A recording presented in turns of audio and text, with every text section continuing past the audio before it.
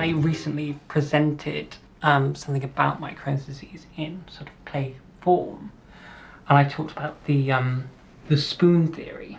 What's the spoon theory? The spoon theory is basically you have a person with a chronic illness measures personal daily ability as much as someone would measure the amount of spoons needed for an occasion. So you could have lots of spoons, or you could have none. So you know that feeling when you have a really, really late night out? And then you can kind of come home and go to sleep, but the next morning you wake up and you're still tired? I know that one. It's because you spent these spoons the day before, so you may have had 20 spoons, but you actually spent 30 spoons. So you're using 10 behind. So you're using those spoons to sort of get back. So you can have those days in bed where you're like, I'm so tired, I'm not going to do anything. It's to recuperate those spoons. In the mid-1990s, you were commissioned by Swindon City Council to document their city for their records. The council hired you for one day to photograph a post office. A kindergarten. A football pitch. A Rover car factory. An old people's home. Local people of significance or insignificance. All in one day. You had terrible flu that day, but didn't want to cancel. Swindon Council wasn't able to postpone the carefully arranged assignments. You felt like a fraud. You had to go. How could they choose an immigrant for a project of such national importance? You asked yourself, dizzy, sneezing and snotty.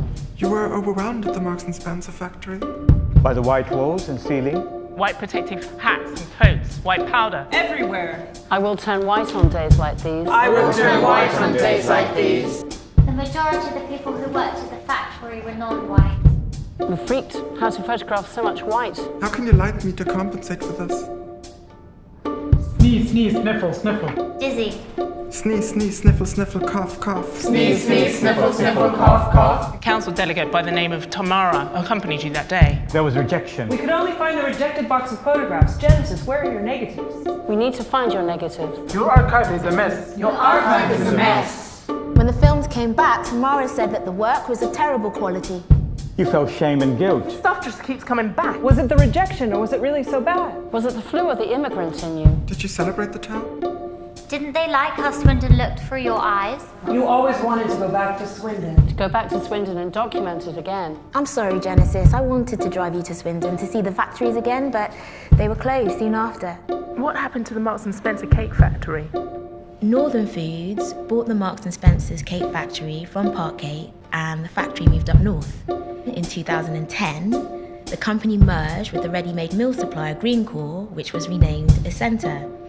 And then in 2011, the Two Sisters Food Group bought Northern Foods and the company was delisted from the London Stock Exchange.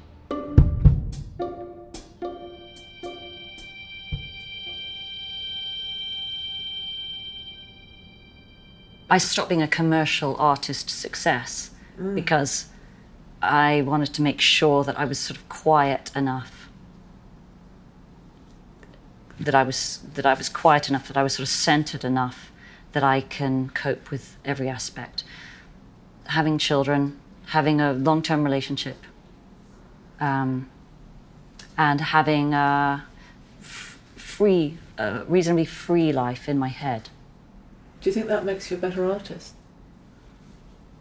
Yes, I do think it makes me a better artist. It doesn't make me a commercial success, but as the Guerrilla Girls say, being a woman artist means that you don't have the pressure of success.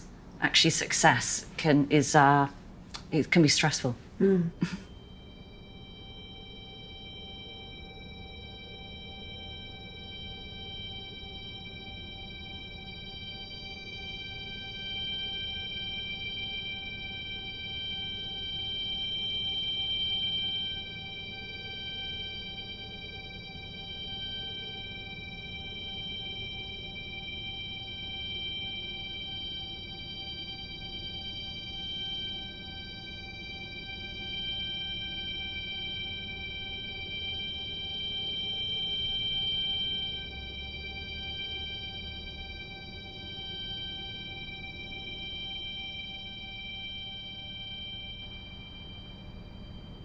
We still don't understand the significance of this image, but we are aware that it is significant.